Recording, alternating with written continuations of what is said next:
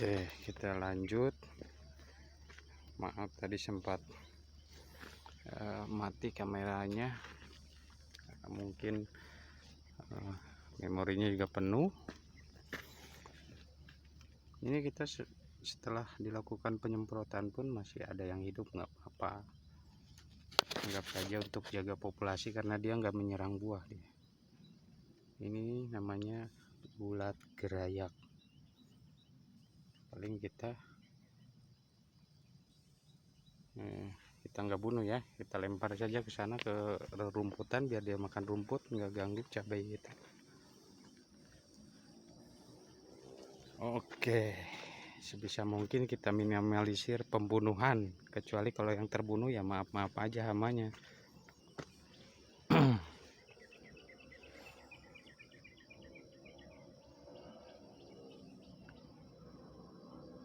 Inilah hasil dari kita rutin pemakaian Jadam Mikroorganisme Solution, Jadam sulfur. Dan apa yang dikatakan oleh pendiri Jadam itu, Yongsan Cho, pertanian organik kalau kita melakukannya dengan benar itu hasilnya tidak akan kalah jauh dengan pertanian konvensional. Saya rasakan sendiri, saya buktikan sendiri, hasilnya ya seperti ini. Tanaman sehat dari ujung ke ujung. Walaupun saya juga nggak bisa nyebut sehat semuanya mulus, semuanya 100%, tetap dari sekian lahan seluas ini itu kita tetap ada 2 pohon itu yang terdampak layu. Walaupun bukan layu fusarium, dia layu karena dimakan habis akarnya sama binatang yang di bawah tanah, entah itu cacing besar ataupun apa.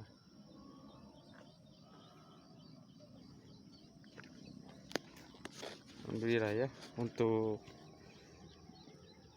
daun pun dia masih sehat. Umur 38 hari setelah tanam, mudah-mudahan ini mulus sampai nanti waktu pemanenan, karena kita di sini masih proses penurunan buah. Bakal buahnya baru jadi, masih ada yang kembang karena perkembangannya juga. Cabai itu enggak semuanya sama.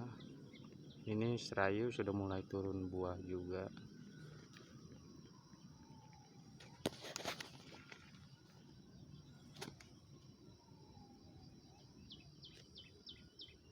Ya begitulah sobat tani semua. Ini kondisi tanaman 38 hari setelah tanam. Untuk nutrisinya sendiri kita selalu berusaha pemasukannya dengan komplit. Ini untuk metode di sini kebanyakan nggak banyak ngocor, kita ditembaknya lewat atas.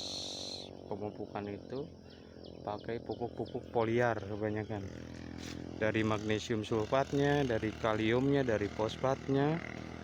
Dan untuk penggunaan nitrogen sendiri, kita khusus penggunaan nitrogen di musim hujan seperti ini kita dikurangi, pakai hanya sebagian kecil aja dari pemakaian Ultradap, karena udah ada di sana di Ultradap itu sebagian kandungannya itu ada nitrogennya sedikit, hanya untuk mencampur datangnya air hujan. Jadi kita nggak boleh berlebihan kalau di musim hujan seperti ini, untuk menjaga kesehatan tanah dan kesehatan tanaman juga. Kenapa kita di sini minimalisir penggunaan bahan kimia? Karena kita takut juga mikroba yang ada di dalam tanahnya itu mati karena bahan kimia.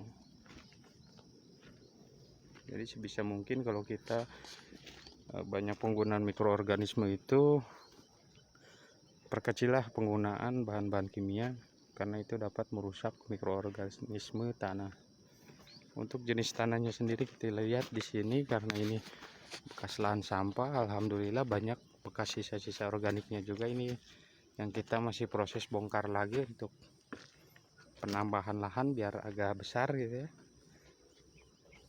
Ini jenis tanahnya seperti ini, dia banyak sisa-sisa pembakaran, dan ini kaya unsur hara organik.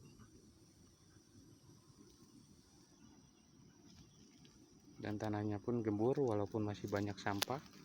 Ini sampah, biasanya kita sambil pembuatan bedengan itu sambil mulai dibuang-buang sedikit-sedikit biar minimalisir keberadaan sampahnya. Ini kondisi kebunnya kalau dilihat dari atas bukit.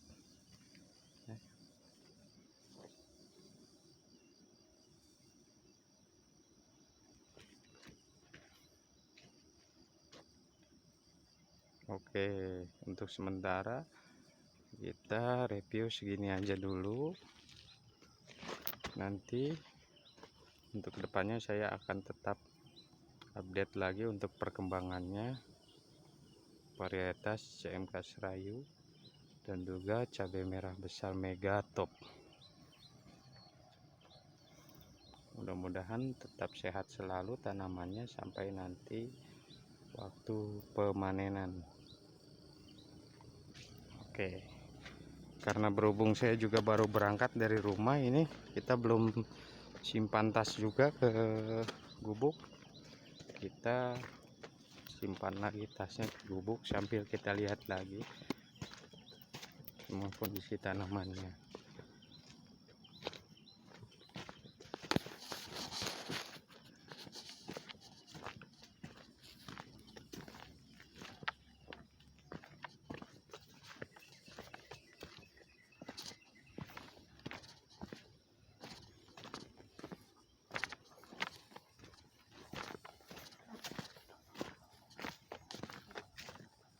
Hari ini kita mungkin pengerjaan nggak ada pengerjaan yang lain, mungkin hanya cabut rumput saja karena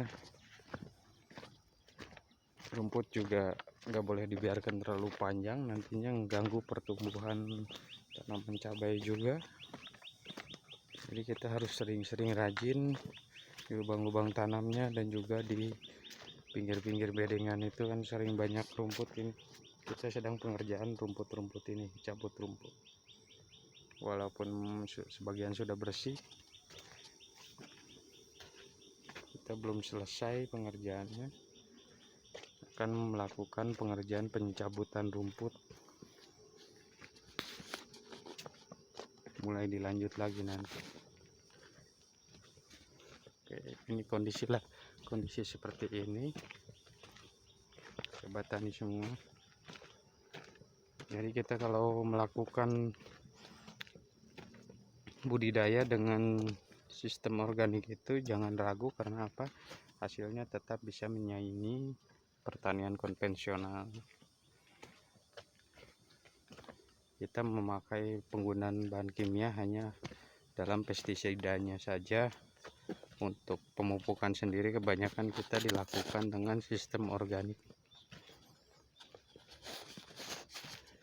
Oke, sahabat tani semua, kita sudah sampai di gubuk. Mungkin untuk saat ini sementara kita sampai sini dulu aja reviewnya. Kedepannya nanti kita akan update lagi setelah buahnya banyak jadi semua. Terima kasih sobat tani semuanya. Salam sehat selalu, petani Indonesia.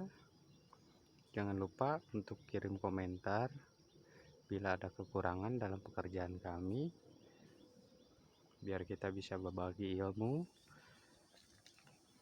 Dan jangan lupa untuk selalu memberi masukan-masukan yang bermanfaat bagi kami. Saya Malik pamit. Nanti kita bertemu lagi di video upload selanjutnya. Terima kasih. Assalamualaikum warahmatullahi wabarakatuh.